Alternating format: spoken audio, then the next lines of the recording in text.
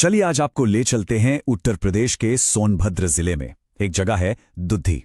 आज हम दुद्धी की कहानी को समझेंगे और ये कहानी सिर्फ एक चुनावी विश्लेषण नहीं है, ये उससे कहीं आगे जमीन और वहां के लोगों की कहानी है। ये जो आप नक्शा देख रहे हैं, ये सिर्फ एक सियासी सीमा नहीं है।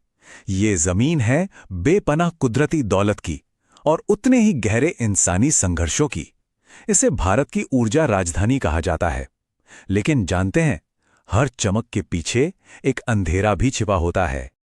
और यहीं से हमारी कहानी शुरू होती है। 2022 का चुनाव। फैसला हुआ सिर्फ 3.8% से। सोचकर देखिए, इतना छोटा सा फर्क। ये फर्क आखिर हमें बताता क्या है वहां के लोगों के मिजाज के बारे में? तो चलिए अब चुनावी आंकड़ों से आगे बढ़ते हैं और सीधे चलते हैं दुद्धी की जमीनी हकीकत पर, वहां के लोगों के बीच। देखिए, ये सीट अनुसूचित जनजाति के लिए आरक्षित है। यहां गोंड और खरवाड़ जैसे आदिवासी समुदायों की बड़ी आबादी है। लेकिन यहीं पर एक बहुत बड़ा विरोधाभास है। एक तरफ ये जमीन कुदरती खजानों से भरी पड़ी है और दूसरी तरफ यहां के लोग देश के सबसे गरीब लोगों में से हैं। औसत कमाई दिन के सिर्फ 100 रुपए। तो सवाल उठता है कि इन लोगों की असल परेशानियां क्या हैं? सबसे पहले उनकी जमीन, जो अवैध खनन और बड़े प्रोजेक्ट्स की वजह से छिन रही है। फिर आते हैं जंगल, जो उनकी रोजी रोटी का जरिया थे, वो भी खत्म हो रहे हैं। और शायद सबसे बड़ा मजाक तो ये है कि बड़े बड़े उद्योग हैं, पर वहां के नौजवानों के लिए नौकरियां नहीं हैं। लोगों के मन में जो दर्द है वो इस एक लाइन में सिमट जाता है। ये सिर्फ शब्द नहीं है, एक आह है कि जंगल जा रहे हैं तो उनकी जिंदगी का आधार भी जा रहा है। और ये आवाज, ये उस एहसास बेगानगी की है जब आप अपनी ही जमीन पर पराये हो जाते हैं। तरक्की तो हो रही है लेकिन उनके हिस्से में नहीं आ रही। तो इन शिकायतों का, इस दर्द का वोट पर क्या असर पड़ा? चलिए 2022 के जनादेश को जरा और गहराई से समझते हैं। सिर्फ 6,297 वोट। हाँ, बस इतने ही वोटों से हार जीत का फैसला हो गया।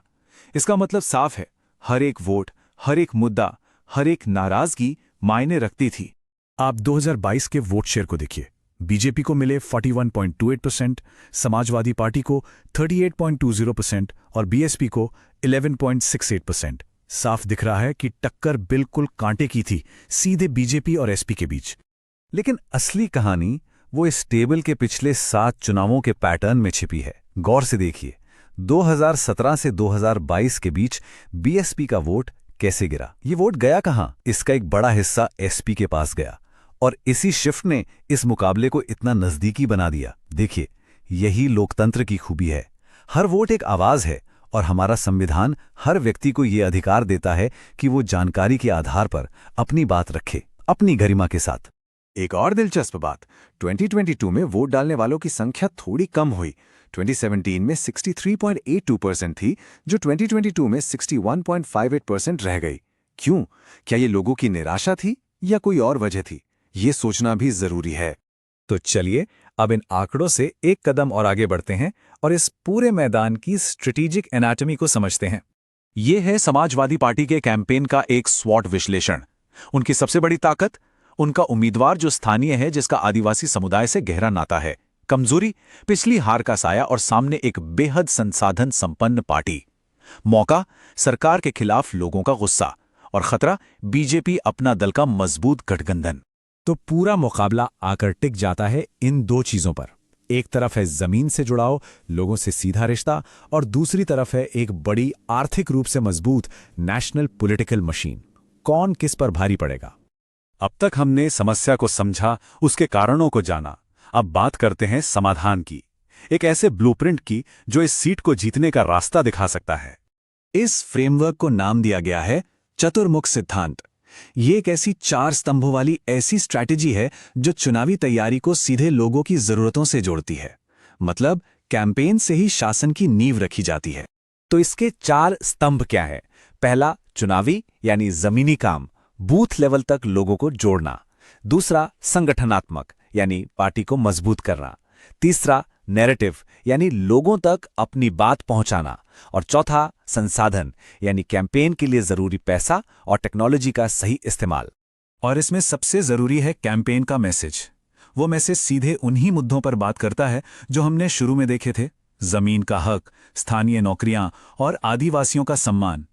जब आप लोगों के दर्द की बात करते हैं तो वो आपसे जुड़ते हैं। और ये सिर्फ बातें नहीं है, ये एक पूरा 90 दिन का एक्शन प्लान है। शुरू के 30 दिन में नींव रखी जाएगी, अगले 30 दिन में कैंपेन को रफ्तार दी जाएगी, फिर आखिरी 30 दिन में घर घर जाकर लोगों से मिलना होगा, और आखिरी 9 दिन सिर्फ एक काम, हर वोटर को पोलिंग बूथ तक लाना। चलिए अब इस चुनावी रणनीति से थोड़ा ऊपर उठते हैं और सियासत के असली मकसद यानी लोगों की सेवा पर बात करते हैं। क्योंकि आखिर में यह समझना बहुत जरूरी है कि चुनाव मंजिल नहीं है। चुनाव तो बस एक जरिया है बेहतर शासन लाने का, लोगों की जिंदगी में सुधार लाने का। यह पूरा डेटा, ये पूरी स्ट्रैटेजी उसी एक मिशन के लिए है। और जब हम सेवा की बात करते हैं तो इसमें लोगों का विश्वास सबसे जरूरी है। उनकी निजी जानकारी की सुरक्षा भी उतनी ही अहम है। भारत का डीपीडीपी फ्रेमवर्क इसी बात को सुनिश्चित करता है कि हर नागरिक की प्राइवेसी का सम्मान हो। यह विश्वास ही गवर्नेंस की बुनियाद है। तो आखिर में मैं आपके पास एक सवाल छोड़ के जाता हूं। क्या एक ऐसा सिस्टम जो सिर्फ चुनाव जीतने के लिए डिजाइन किया गया है, उसे बदलकर इंसानी गरिमा और बेहतरी डिलीवर करने वाला बनाया जा सकता है? दुद्धि की यह कहानी हमें इसी बड़े सवाल पर सोचने के लिए मजबूर करती है। अगर आप एक जन केंद्रित नेता बनना चाहते हैं और अपने निर्वाचन क्षेत्र को ऊपर उठाना चाहते हैं तो blueprintstrategies.ai से mgr@blueprintstrategies.ai पर संपर्क करें या 08042041660 पर कॉल करें। Purpose beyond politics.